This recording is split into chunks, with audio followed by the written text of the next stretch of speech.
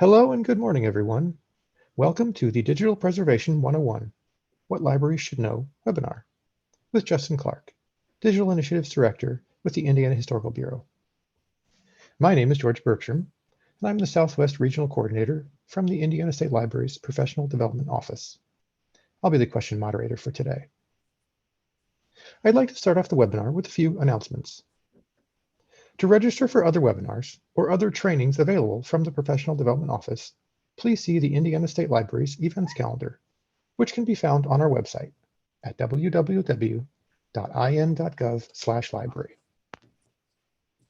This session is 1 hour, so you'll get 1 LEU for today. If you are watching the archived recording of this webinar, the instructions on how to obtain your LEU are available in the video's description on YouTube. Or you can also find those instructions on the ISL's continuing education site under LEU policies. I'll now turn the webinar over to Justin. Thank you, George, and good morning, everyone. Thank you so much for being here today. Bright, sort of bright and early, I guess, sort of mid-morning to talk about digital preservation. So I appreciate all of you who have come out, not just from Indiana, but from all over the country and from Puerto Rico, which is pretty cool too. So yeah, my name is Justin Clark. I'm the Digital Initiatives Director for the Indiana Historical Bureau, which is a division of the Indiana State Library. And today we'll be talking about digital preservation and sort of thinking about the basics of what people should know about how to digitally preserve their historical materials. So before we get started, I just kind of want to mention some of the ways in which we provide access to digitized materials to the Indiana State Library. So first is Indiana Memory, and on the left you'll see there, that is our brand new website that just launched this week, which has fully integrated mobile usage, advanced search features, and a really nice new layout that was done by our team. So really happy about the new website. But Indiana Memory was launched in 2008, and it's the digital platform for Indiana's cultural heritage. We work with libraries all across the state and cultural heritage institutions all across the state of Indiana to digitize their historical materials. So that's local libraries, historical societies, nonprofits, and even some for-profit industry. And this is our brand new website that provides access to over 600,000 items of digitized historical materials from the state of Indiana. So like I said, we have well over 150 partners, 400 plus collections, 600,000 items, and we use Content-EM as our main content management system to make these materials available in Indiana Memory. And like I said, we have a brand new website. This is the Collections Across Indiana page, which has an interactive map where you can choose materials from a specific county. But we do also harvest materials from non-Content-EM services, such as Past Perfect and so on. Now that's digital access in Indiana Memory. So next, we'll just chat briefly about Hoosier State Chronicles. This is our digital newspaper program that was launched in 2011. It's a component of Chronicling America, or the National Digital Newspaper Program, which is a joint venture between the Library of Congress and the National Endowment for the Humanities. And it is where we provide our newspapers to researchers all over the country and in some parts of the globe. And we have well over 300 titles, near over 1.5 million pages of fully text searchable and downloadable newspaper pages for research. Now this is access. Let's chat a little bit now, and starting now, about digital preservation. So one of the common things that I often realize when I'm doing my work with libraries is a lot of folks don't always understand the difference between digital access and digital preservation. And those are really two different things. So Hoosier State Chronicles and Indiana Memory, those are ways and avenues for us to provide access to researchers so they can get it online and do the research that they'd like to do. But preservation really is a different component. It's a way of being able to preserve your digitized materials in a way that makes sure that if you ever have some kind of problem, whether it's catastrophic data loss, some kind of other issue, you will be able to retrieve your materials to make them available again for access for researchers, as well as for internally for your own staff. So digital preservation is basically largely defined as any planning and activity that helps ensure long-term access to existing digital assets. And this is more than just your images. This also will include your metadata, which we will talk about here in a minute. And why is this important? Because first off, hardware, software, and operating system obsolescence. So, when I was in high school, I still used floppy disks well into senior high school. Most people don't even use floppy disks anymore. And in fact, using flash drives is largely not something people do now, with most things being in the cloud. So even in my own lifetime, and I'm only 33 years old, I have seen a variety of different technological and format and operating system changes. This happens frequently. And so creating a digital preservation plan that underscores how these things change will help you in the long term. Also, as I mentioned, changes in file formats.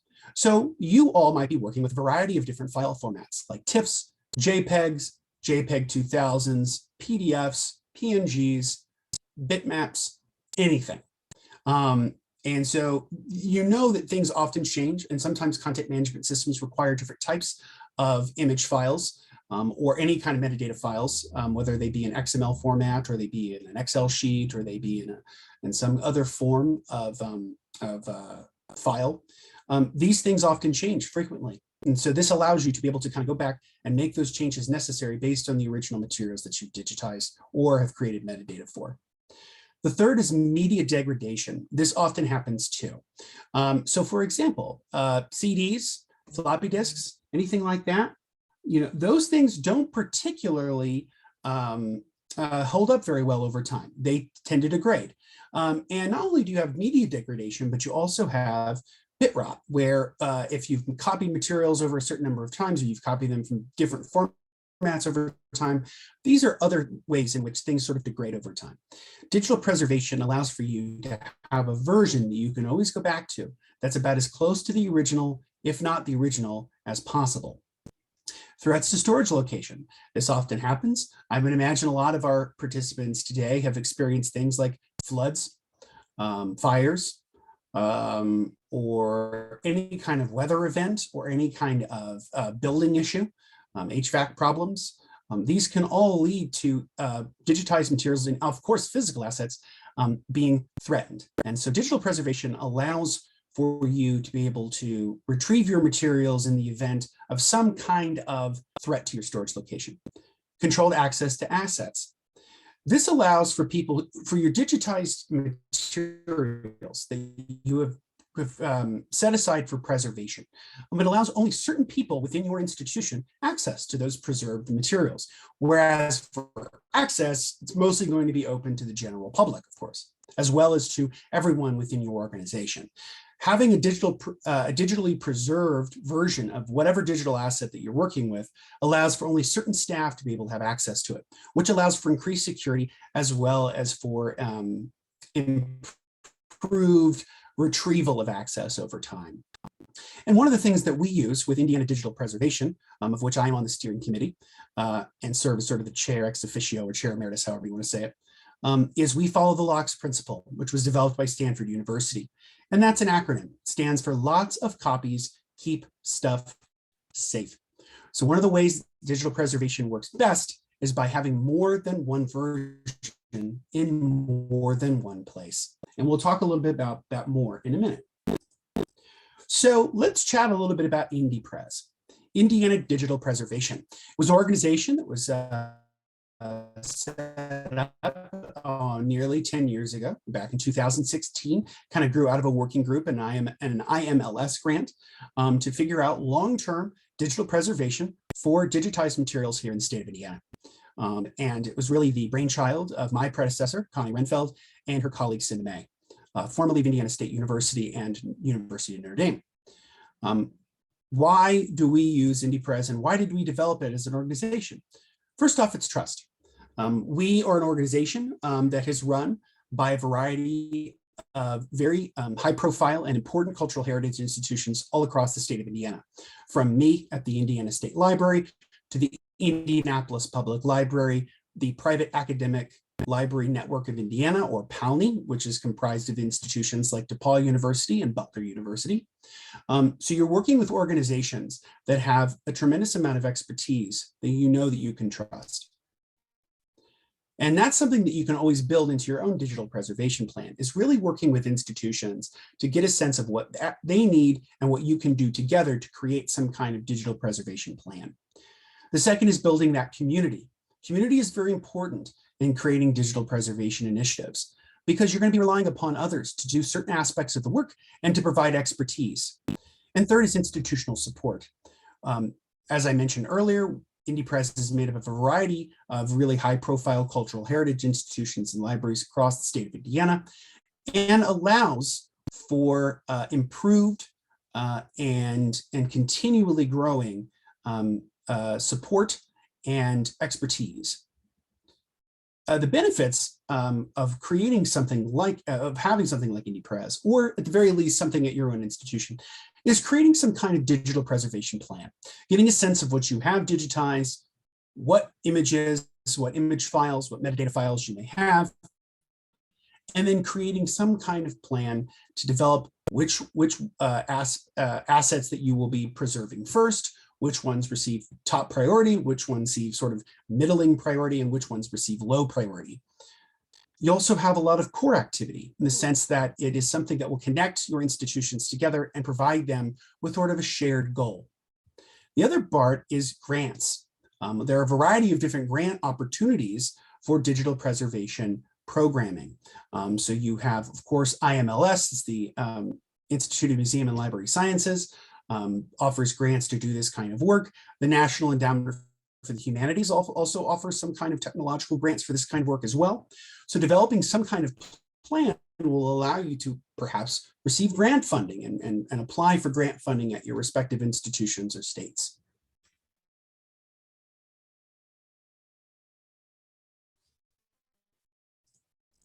So how does InDiPres work? First is it's an offsite dark archive of digital files. It's offsite, meaning that it's not here at the state library, and it's not at different institutions. It's kind of all over the place. It's diversified, it's decentralized. So it adds that extra layer of security in the case of an internal issue like fire, flooding, HVAC problems, a blown server, electrical problems, so on. As I mentioned right before, decentralization. So we have a decentralized server structure, which provides multiple backups in the event of a server failure.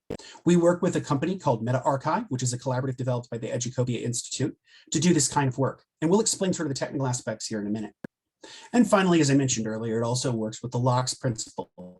Lots of copies keep stuff safe. So it's dark in the sense that no one's going to have access to it unless they have access to it in the event of some kind of catastrophic data loss. So to give you a sense of sort of the institutional makeup of InDiPres, we have 22 members that are academic libraries, public libraries, historical societies all across the state of Indiana. We have nearly 15 terabytes of archived storage that are available to members via multiple nodes, not notes. Spell check keeps changing that on me. Multiple nodes within the MetaArchive network. So we have different nodes. As a member of MetaArchive, once material is ingested into the MetaArchive network, in the event of a data loss, you need to retrieve your materials. If, let's say, your local server or your instance of within the network fails, there's another node within the MetaArchive where you can retrieve your materials. So that's very important whether you decide to go with a company like MetaArchive, or you want to go with another company like, say, like Preservica, which is another organization that provides digital preservation services, or you're going to be developing your own digital preservation plan at your institution, that you create different versions in different places that are dark, that people don't have access to. And we work with a variety of content management systems. So we provide multiple backups in the event of a server failure. So we've worked with materials that were digitized for Content DM. We've worked with materials that were digitized for the National Digital Newspaper Program, which is a completely different imaging and metadata framework than using Content DM. And we've done things through different CMSs like Past Perfect, if you're familiar with that. So let's talk a bit about the ingest process. The ingest process, and I'll try to be as sort of minimally technical as possible, but I want to give you a sense of how this works for us and how it may work for you. So really, there's kind of four components to the aspects of your digital preservation when you're working on the ingest process. First, you're going to want to select the content that needs the highest or higher level of digital preservation that your institution requires or provides. Next, you're going to want to prepare that content, getting it ready to do the digitization that you're going to do. Third, you're going to bag your content. We'll talk a little bit more about that in a second. And then you'll be sending those bags to a staging server. And that's how it works for us as a part of the MetaArchive network. So I'll go a little bit into more detail on that. Hey, Justin, this is Lisa. Is there a way you could turn off your camera? We're having some problems with your audio cutting in and out. Yeah, give me a second. Thank you. Sure, there we go. Hopefully that'll be better for you. Thank you. And sorry about that. Sure, so first we're going to talk about sort of selecting content. So consider, the first thing you're going to really want to do is sort of consider risk factors, such as the vulnerability to change and loss, potential obsolescence, or disaster damage. Think about the stuff that you have digitized that might be the most important stuff, whether it's maybe some of your oldest material, some of your most fragile material that you've digitized that you would really like to not have to touch again, and stuff that is fairly unique to your institution. Those are the things you're going to maybe want to focus on more. And the second thing you're going to want to do is sort of prioritize based on your mission, your policies, requirements, uniqueness, significance, frequency of use, age and extent of content, value, rights ownership, and digital quality. And this information largely comes from our guidance document and technical appendix, which is on the InDiPres website. The link will be at the end of our presentation today. So let's talk a little bit more about that. So based on your mission, what is your mission at your institution, and how can you have your digital preservation plan match as close to your mission as possible? Whatever policies that you have, specifically internal IT policies that you may have in regards to cybersecurity or any other security concerns from your internal IT department. Make sure that you have good conversations with your IT folks as you're developing a digital preservation plan. They're going to be a key part of that for you. So give it, because they might also be able to provide some expertise and some kind of assistance that you wouldn't have gotten otherwise. So definitely include them as you're going forward. Requirements, thinking about how you want to develop your requirements for digital preservation. In our technical appendix, we sort of provide some basic overall requirements that we have for InDiPres, and you can certainly review that technical appendix at a future date to get a sense of how you may want to do it yourself. And again, the link to that will be at the end of the presentation. Uniqueness and significance and frequency of use. These are very, very important. The materials that you often have your researchers using more often than not, maybe those are the ones that you put a priority on.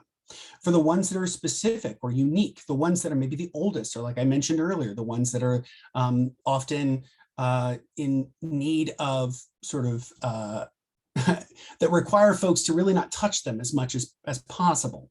The ones, like something very brittle, like newspapers or some kind of manuscript collection, maybe hundreds of years old, something like that. You're going to want to make sure you develop a plan with keeping those kinds of things in mind. And rights ownership and digital quality. These are kind of the last things I'll mention. Rights ownership is very, very important. So for those of you who do digitization, I would imagine most of you have familiarity with copyright rules and sort of copyright guidelines.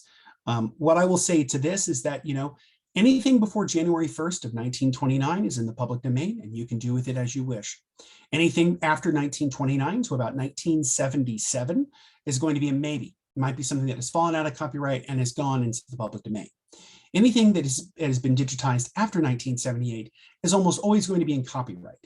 Now, unless you have explicit permission from the original copyright holder, or let's say it was like a federal document, which is, of course, published in the public domain. All federal materials are published in the public domain, or your state.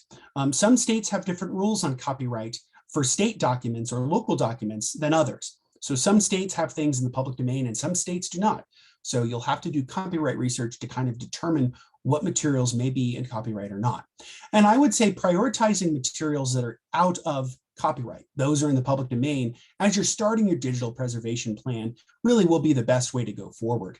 And as you continue on and make more and more of your material available for in the plan to be a part of your preservation plan, consider how those copyright issues are going to be paramount in developing that plan. And maybe later down the road, you can do materials that you've either secured permission for or own the copyright to.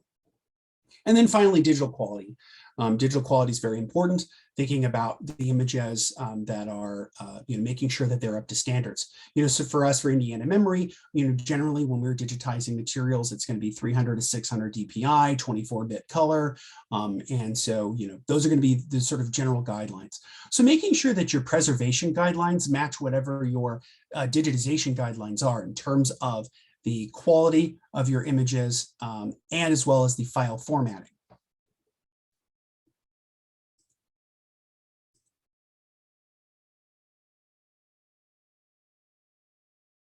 Next, we'll sort of chat a little bit about preparing content. So for how we do it at InDiPres, first you're going to collect those files. And really, it's really important when you're doing digital preservation, you're not just preserving the images that you have captured or the AV material that you have captured for digitization. It's very important that you get your metadata as well. Because in the event of a catastrophic data loss, let's say something happens to your content DM server, stuff goes down, you need to recover it. If you can recover that through your digital preservation plan and include the metadata for that collection, you will be able to go back and recreate the metadata or re-upload the metadata to your respective content management system. So make sure that those two go hand in hand. And thirdly, any other documentation that might help put the collection back together again. So field mapping information. So if you're using Dublin Core, making sure that your collections are mapped correctly in your metadata that you've downloaded, making sure that you have a note of how your metadata has been formatted in whether it's Dublin Core or it's going to be Mets Alto in the case of newspapers, which are digitized very, very differently than say something that's on Content DM or Past Perfect. Renaming files if needed. So recommendations from our guide kind of include using prefixes that identify your institution in the collection. So, you might do something like, ISL, so that's the Indiana State Library, and then like an underscore. And then let's say it's from our manuscripts collection. So we would just say like MS-COLL or something like that. And then underscore, then if it's a specific thing, and avoid spaces and special characters. So when you put a space in your file naming, put an underscore or dash. We prefer using underscores at the state library, but dashes should be acceptable. And then, avoid things like, I don't know, exclamation points and asterisks and all those kind of special characters. They're not great to have in file namings anyway. And I would imagine as you've developed your digitization access plan and you've made materials available online, you probably haven't done that either. So yeah, just avoid those kind of special characters as well. And use standard file formats, preferably non-proprietary. This will help with future format migrations. This is very important. Some of them are going to have a certain level of interoperability, meaning that they're going to be able to be harvested and republished on a digital site, something like a JPEG or a JPEG 2000 or a TIFF or a PNG. When you do have some proprietary file formats, specifically PDFs, PDFs are kind of a tricky business. Part of that's because PDF is a proprietary format that's owned by Adobe, but there's much a higher level of interoperability with PDFs than there is with, say, other proprietary formats like PSDs, which are Adobe Photoshop files. So let's say that you've digitized materials and you've made a Photoshop file of that material that you've digitized to say maybe to just skew it a bit or to do a little bit of cropping or color correction or something like that. You may consider putting those PSD files in your digital preservation plan, or you may not, specifically because they are proprietary and require a software license to retrieve them. Now, most computers these days do have some kind of basic viewer in them that you can view a PDF without Adobe Acrobat.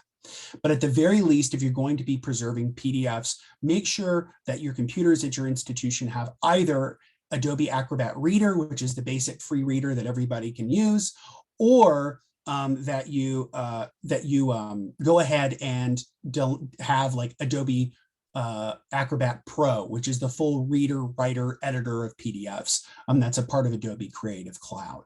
But at the very least, having some kind of PDF reader on your computer will allow you to be able to retrieve these from digital preserved files and to get them back in your collections if you need to. And again, more information on this is in our guidance document and technical appendix, which will be at the link at the end of our presentation today. Thirdly, we're going to be talking about bagging content. This might be one of the harder aspects of our process with digital preservation, but I find that it's in many respects like riding a bike. Once you kind of do it and you get more comfortable with it, you often will not forget how to do it. Or at the very least, you'll have some familiarity with it once you come back to it after a while. So a bag, which is a term that comes from the Library of Congress's digital preservation page, digital content transfer tools, alongside the links at the end of our presentation today, I'm more than happy to make these slides available to anyone who requests them on my email. A bag is like a folder or directory on a computer and is composed of a bag declaration text file, which is like a seal of authenticity. You know, it's kind of like the special little seal you put on an envelope, a text file manifest listing all the files in the collection, a subdirectory usually titled data, which is filled with said digital content that you have bagged and made available and made ready for digital preservation. And then maybe perhaps an optional text file titled bag./info.txt with administrative metadata. And bagging the content organizes it for automated data ingest and provides a way to check that the transfer has been successful. It contains those digital content files that you are preserving, the text files that describe that bag, as I mentioned earlier, and its contents, and the checksums generated with bagging. Checksums are very, very important. Checksums are also known as hashes. It's a very unique set of string of characters that provides, in essence, a sort of digital key to your preserved bag. And having that key knows when that key is in as a part of your bag, it lets people who are retrieving the digital information from your preservation system, it allows them to know that this has not been tampered with, that it's something that's been put in a little safe, a little electronic safe, and that hash is like a key. And that's the key that kind of gets you in, that gives you a sense of knowing, okay, this has not been manipulated in any way since it was ingested into our digital preservation plan or our system. We use primarily the Library of Congress's Bagger software to do this work. It's a free piece of software you can download directly from the Library of Congress to do this work. And there's also a series of videos on YouTube from the Library of Congress on how to use Bagger software that I highly recommend you check out. If you just go to YouTube, type in Bagger, Library of Congress, those 3 training videos should pop up for you right away. There are also other different bagging software options, such as Dart, which comes from AP Trust. We've used Dart as well, but we've primarily used Bagger more. And help is available. You know, when we work with our Indiana digital preservation partners, one of the benefits of having a membership of a consortium of libraries rather than just your own is that you can have people who have the expertise to provide documentation, training videos, and sessions, especially even one-on-one trainings, which I've done and I've done with my colleagues of InDiPres. It allows people to access those resources and make it available. And we walk them through the steps of how to bag content, get it ready. And finally, bag name should start with a prefix that identifies your institution in the collection and should include the bag number. So there's going to have a bag number, and it's going to have that specific prefix that kind of let us know what institution this is from and what collection it may be from too. That really helps us to get a sense of when we're working on materials like that. It really gives us a sense of knowing exactly what a bag is and what might be in that bag in the event that we have a catastrophic data loss. We need to retrieve it from MetaArchive. So once all of that is done, once you've selected the content you're going to be digitizing and you've gone ahead and you've bagged your content, the next step is really what we call staging content. Ideally, the bags are sent to the staging server electronically, but it's also possible to deliver them on hard drives. In our current process, we've done it a variety of different ways, but primarily what we've done has been you put all your bags on an external drive, you either mail it to us or you drive it to us, and then we start getting it into the process of the staging server to get it ready to be put into the MetaArchive network broadly. When you have sent bags, it's really best to let your institution know that you've done this. In our case, it's InDiPres. It's also helpful if you include the bag names and sizes, because that gives us a sense of what storage costs might be included. Because the way that InDiPres works is that there's an annual fee that you pay for, and you also pay for your storage fees per year. So giving us that information right away gives us a sense of what costs we need to bill institutions for. And that's something to keep in mind as you perhaps develop your own, institution-wide digital preservation plan, or your sort of statewide or local digital preservation plan. Is getting a sense of what size those bags might be for future billing purposes. For several years, our servers have been hosted in the staging server. And really there are two servers. There's the staging server, which we use to stage content to have it go on to MetaArchive, and then what's called the cache server, which is a server that has the fully ingested files that can be retrieved.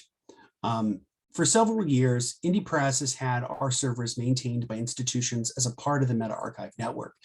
For the first few years, it was the Indiana State University. From 2019, in 2019, that switched to Butler University. And starting this year, we're going to be moving to some kind of we'll likely be moving to some kind of cloud-based staging server.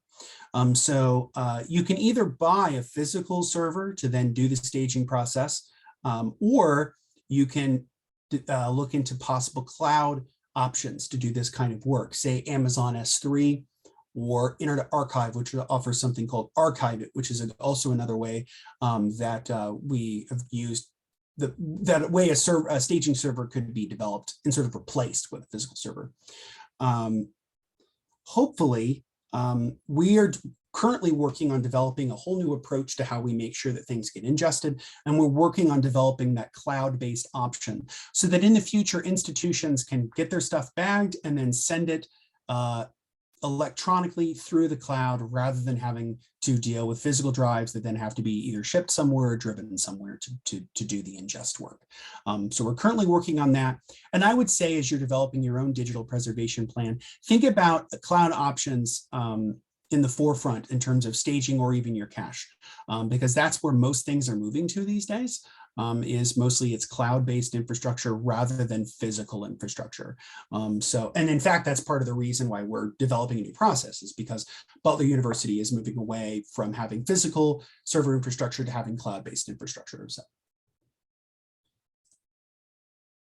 So this part, let's talk a little bit about testing and ingest.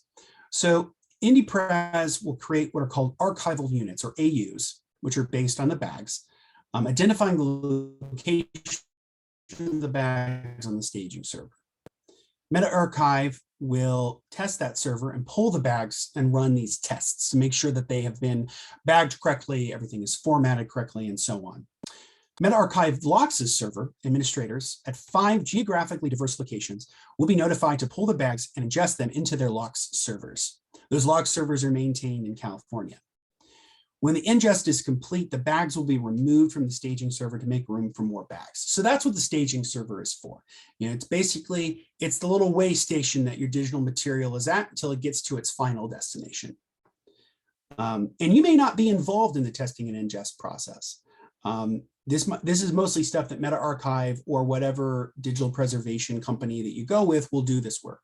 Now, if you're developing something on your own, if you're building something on your own, then you will have to probably learn more about the testing part of this and learn the aspects of how to make sure that your archival units or your AUs are up to protocols and guidelines. And what these AUs basically are, is they're sort of pointers to the bags on the staging server, which allows other servers in the network to access them for testing and ingest. And so that's pretty much the long and short of the testing and ingest component. Like I said, if you're part of MetaArchive, you're part of Preservica or some other sort of collaborative, they will handle a lot of this for you. But if you're developing your own digital preservation plan, these are some of the things you're going to have to keep in mind that you might have to do at your own respective institution. And so this diagram here kind of shows our current whole ingest process. So we have this bagged content here. So you've bagged your content. It's then sent to a staging server. and then this is sent to a test server with MetaArchive, where it will be safely monitored, repaired if needed, and will be available to pull out if it should become necessary to actually pull it out and fix these bags. You may have to go back and refix the bags after they've gone through the test server and we found issues. MetaArchive continues to make changes to this process.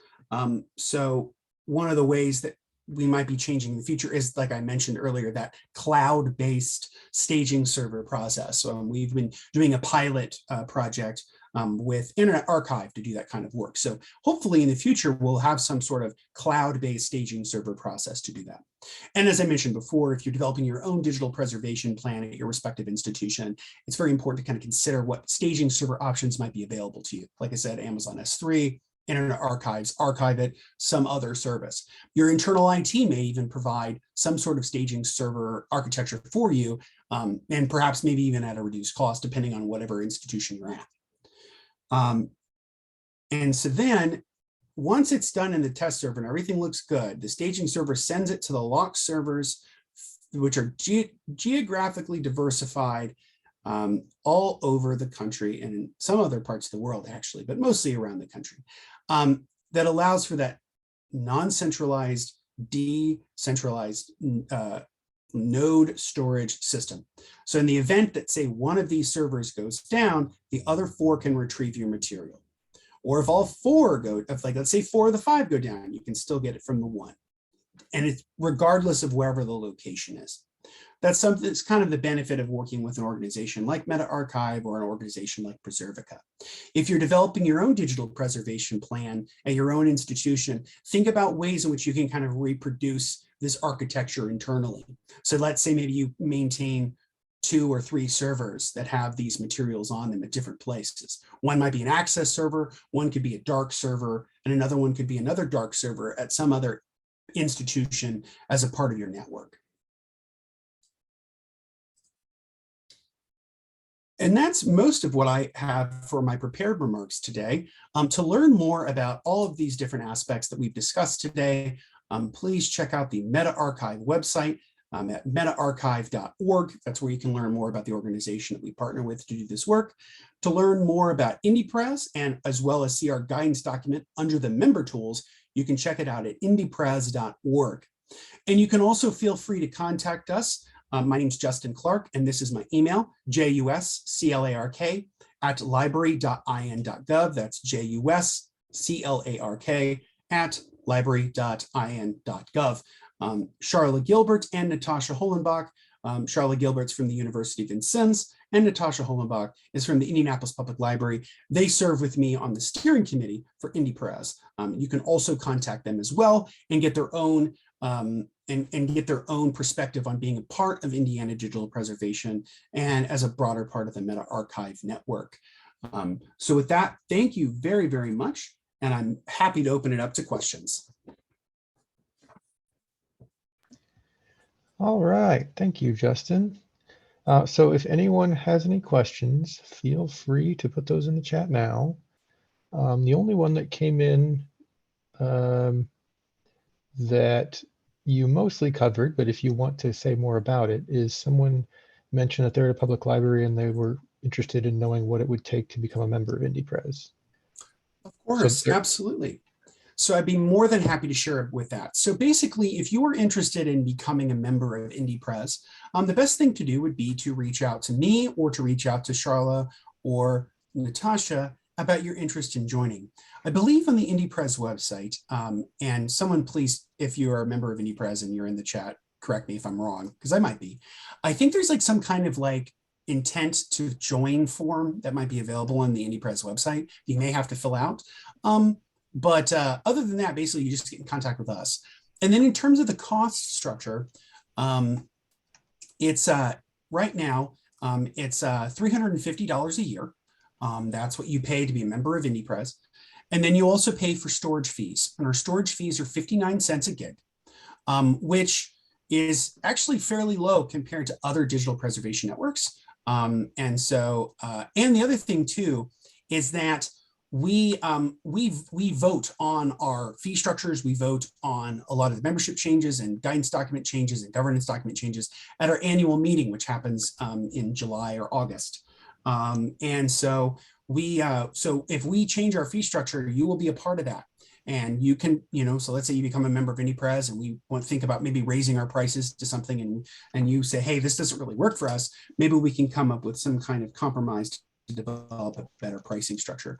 Our pricing structure have not changed in a long time. The membership fee has been $350 for the last 5 years, since 2019. And the storage fee costs have not changed since the collaborative was created in 2016. So I think we'll be ripe to changing those a little bit, but I do not expect them to be exorbitant. It's not going to be a greedflation situation where it's going to go up too much. But again, if you're a part of InDiPres and you're a paid member, you get to vote on those decisions and be actively a part of those decisions in terms of the fee structures. So again, yeah, you can just reach out to us. I'll be more than happy to set up a one-on-one with you to kind of discuss your needs. And then, yeah, like I said, fee structure is $350 a year and 59 cents a gig per 59 cents per gig for every item of storage that you add to the Meta Archive network.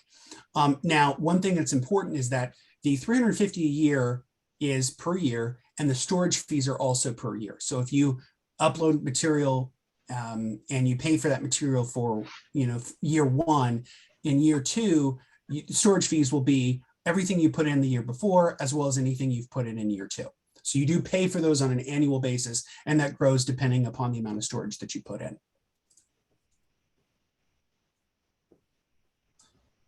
Oh, that's a good question, Caitlin. So Caitlin asks, for a public library system, would the $350 apply for each branch or just for the full system? It would be just for the full system. If you're in a public library system where each branch is made up of the broader county or local library, then that $350 would cover every branch of your library.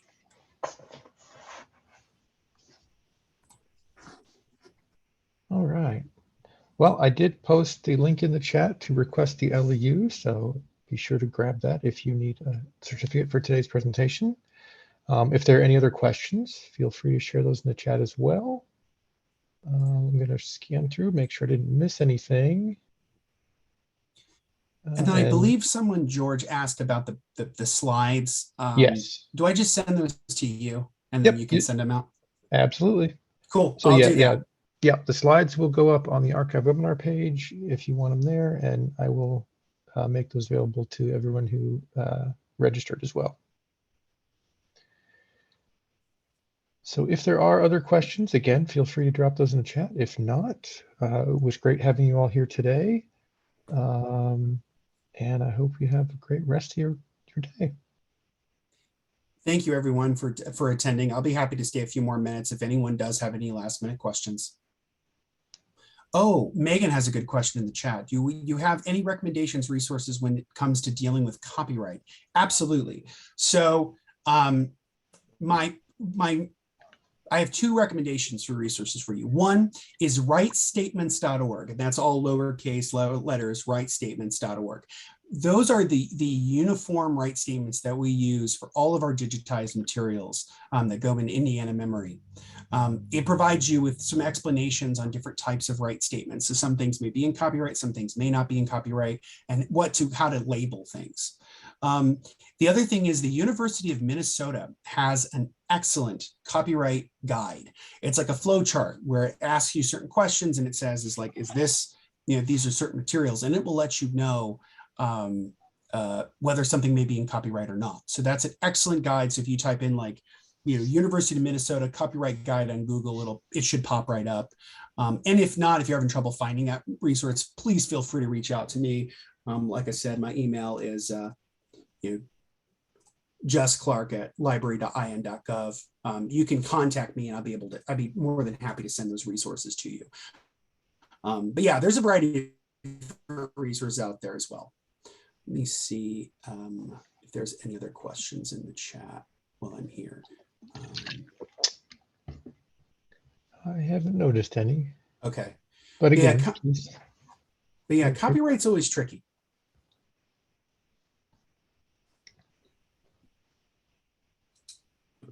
All right. Thanks, everyone. Thank you, everyone. I really appreciate it. Like I said, I'd be more than happy to stay a few more minutes if anybody does have any other questions. I think you can stop the recording, though, Lisa.